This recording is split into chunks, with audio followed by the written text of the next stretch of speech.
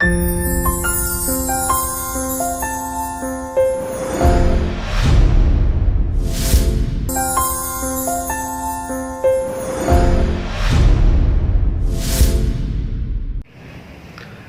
भारत मित्रों, education hub tutorials में आपका स्वागत है और मैं विक्रमादित्य टांक आज आपके लिए जो है एक मोटिवेशन की कहानी लेकर के आया हूँ। और आपको ये मेरी कहानी कैसी लगे इसके बारे में कमेंट्स बॉक्स में जाकर ज़रूर लिखिएगा, मुझे बताइएगा कि कहानी आपको कैसी लगी। ठीक, हमारा जो चैनल है एजुकेशन हब, ये वर्तमान समय में जो भारत पर एक संकट आया है वो संकट है कोरोना नामक, जो कि पूरे विश्व पर महामारी के रूप में फैला हुआ है।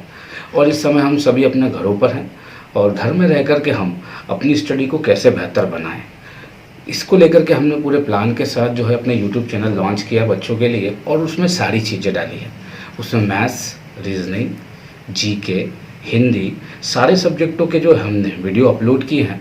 और ये बच्चों के लिए अपलोड इसलिए किए गए हैं ताकि वो घर बैठे अच्छे से पढ़ाई कर सकें और अपने समय का सदुपयोग कर सकें। क्योंकि आपको इस समय में एक सबसे महत्वपूर्ण चीज़ मेरे मन में भी एक प्रश्न आया, वो प्रश्न ये था कि अगर आप फील करें तो सारे सेक्टर्स बंद हैं।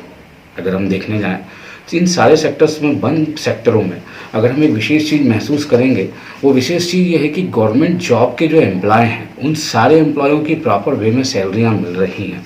तो कहीं ना कहीं जो स्टेबिलिटी का एक फैक्टर है, वो स्टेबिलिटी का फैक्टर यहाँ मुख्यतः निकल करके आता है गवर्नमेंट सेक्टर में कि एनी हाउ कंडीशन स्टेबिलिटी कहीं अगर है तो गवर्नमेंट सेक्टर में है डेफिनेटली। तो इसलिए हम इस सेक्टर में काम करते हैं और हम बच्चों को गवर्नमेंट जॉब के लिए जो है उनकी तैयारी कराते हैं। साथ में बहुत बड़ी संख्या में हमारे इस क्षेत्र हरदा से बहुत सारे बच्चों का सिलेक्शन हुआ है। ठीक, तो आज की जो कहानी है, मेरा मोटो यही है कि हम घरों पर हैं, तो घरों पर हम घर में रहते हैं तो घर पर कई सारी चीज़ें और कई सारे क्वेश्चन और कई सारे प्रश्न उत्पन्न होते हैं।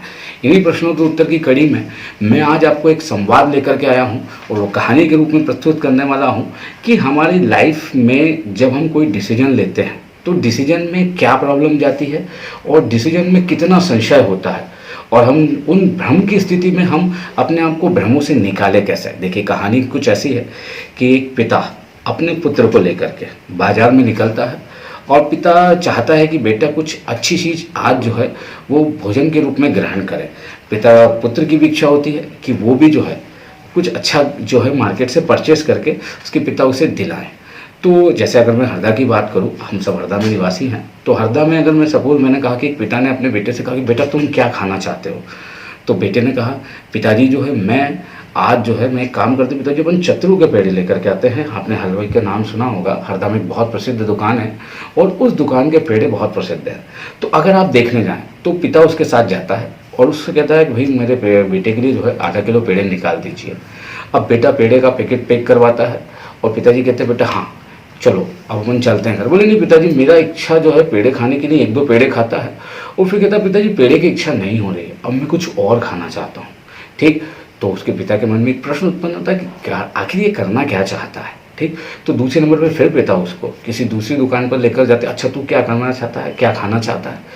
तो फिर इसी प्रकार से वो एक दूसरी दुकान पर जाता है और दूसरी दुकान पर जाने पर भी पिता जो है उससे पूछते हैं ये तेरे लिए ले लूँ, वो कहता है हाँ पिताजी ले लीजिए। फिर पिताजी वहाँ से उसके लिए कुछ सामान खरीदते हैं खाने के लिए, परंतु वो सामान वो थोड़ा बहुत खाता है। फिर पिता से कहता है नहीं पिताजी मेरा मन नहीं है, मैं कोई दूसरी चीज़ करना चाहता हूँ।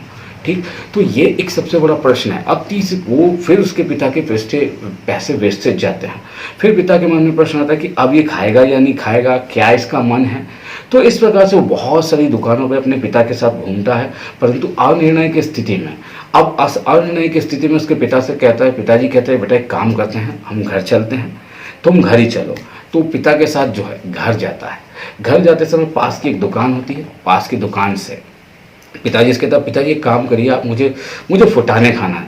पिताजी अब कहते हैं चल ठीक है, घर तो पहुंचने ही वाले हैं, तो फुटाने खाना है तो 5 रुपये को उसको फुटाने दिला देते हैं। वो मस्त फुटाने खाते हुए घर जाता है और घर जब पहुंचता है तो सोचता है कि माँ ने कुछ बना कर रखा होगा, लेकिन माँ को भी पता था कि आज ये लोग बाहर गए हैं तो उन्होंने कुछ विशेष बनाया नहीं। अब हमारी जीवन की भी यही प्रक्रिया है कि यही प्रक्रिया ऐसी कुछ है कि माता पिता अपने बच्चों के लिए सर्वश्रेष्ठ चाहते हैं और वो उनके लिए सर्वश्रेष्ठ करने के लिए जीवन पर्यंत प्रयासरत रहते हैं। देखिए जैसे आपके पिता हैं, आपके माता पिता हैं, तो माता पिता समझ सकते हैं कि वो अपने बच्चों के लिए बेस्ट से बेस्ट करना चाहते हैं। वो छोटा सा एक गरीब व्यक्ति हो, चाहे बहुत बड़ा एक अमीर व्यक्ति हो, चाहे एक मध्यम वर्गीय परिवार का व्यक्ति हो, हर पिता अपने बच्चे के लिए बेहतर से बेहतर करना चाहता है। परंतु इस प्रक्रिया में एक बड़ी विशेष चीज़ ये होती है कि वो अपनी क्षमता के अनुसार पैसे खर्च कर पाते हैं। अब जो अपनी क्षमता के अनुसार पैसे खर्च करते हैं तो वो उसको बेस्ट से बेस्ट देते हैं। परंतु बच्चे द्वारा लक्ष्य निर्धारित नहीं होने पर, अगर आपके जीवन में कोई लक्ष्य नहीं है तो आप उसको गेन नहीं कर पाएंगे, और इस प्रकार से आप जीवन पर्यंत लक्ष्य बदलते रहेंगे। जैसे बच्चा जब 8वीं पढ़ता है तो कुछ और सोचता है कि ये वाला स्कूल ज़्यादा अच्छा है, या ये ज़्यादा अच्छा है, या वो ज़्यादा अच्छा है, ये टीचर ज़्यादा अच्छा है। जबकि क्षमताएं हमारे अंदर होती हैं, उन क्षमताओं को हमको पहचानना चाहिए। जीवन में लक्ष्य बदलने के बजाय सबसे महत्वपूर्ण चीज़ होता है एक ही लक्ष्य पे लगातार सतत चलते रहना।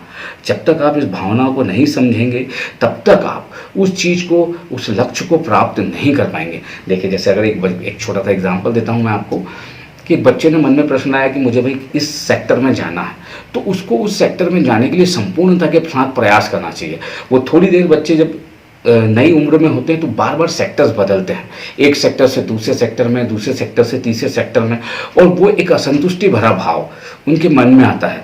ठीक, तो इस असंतुष्टि भरे भाव से एक तो पैसा भी वेस्टेज जाता है, साथ में माता पिता भी उन पर ट्रस्ट करना छोड़ देते हैं, क्योंकि बच्चे बार बार जो है एक डिसीजन पर नहीं पहुंच पाते।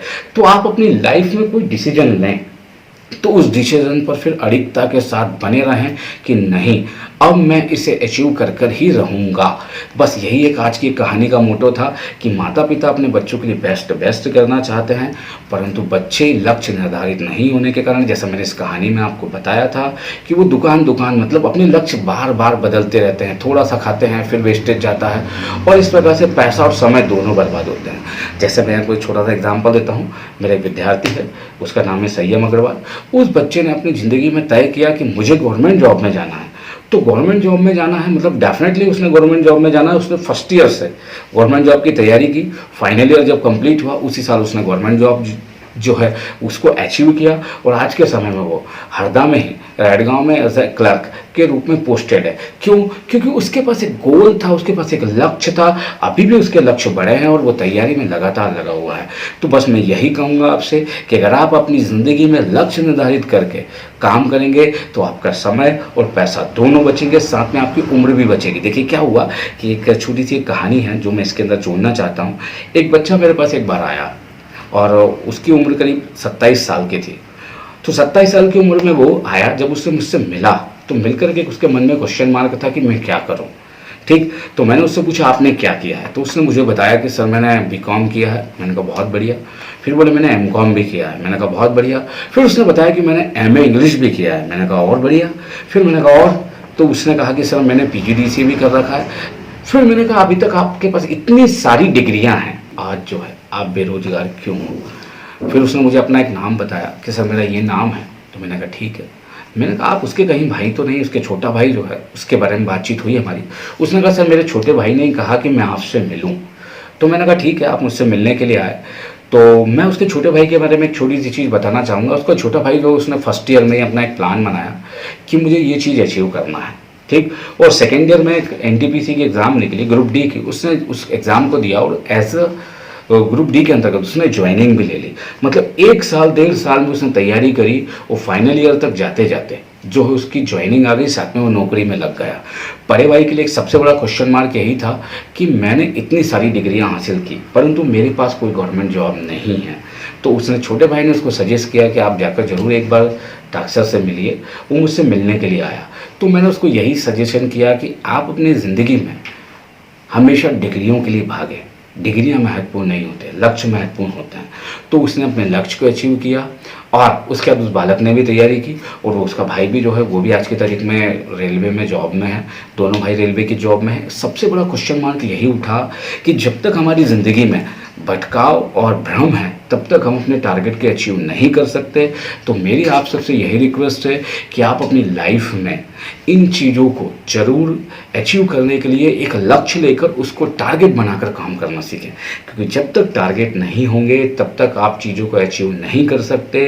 तो आज की कहानी का मोटो यही था कि लक्ष्य निर्धारित करें, बिना भ्रम के उस लक्ष्य की तरफ बढ़ते रहें और लगातार प्रयास करें जब तक कि उस लक्ष्य को आप हासिल नहीं कर सकते। घर पर रहें, सुरक्षित रहें और इस समय में जितने भी आप जो है एजुकेशन हब के वीडियो हैं उनका लाभ ले सकते हैं। घर पर बैठे बैठे आप अच्छे से पढ़ाई कर सकते हैं। ठीक, थैंक यू, धन्यवाद, जय भारत।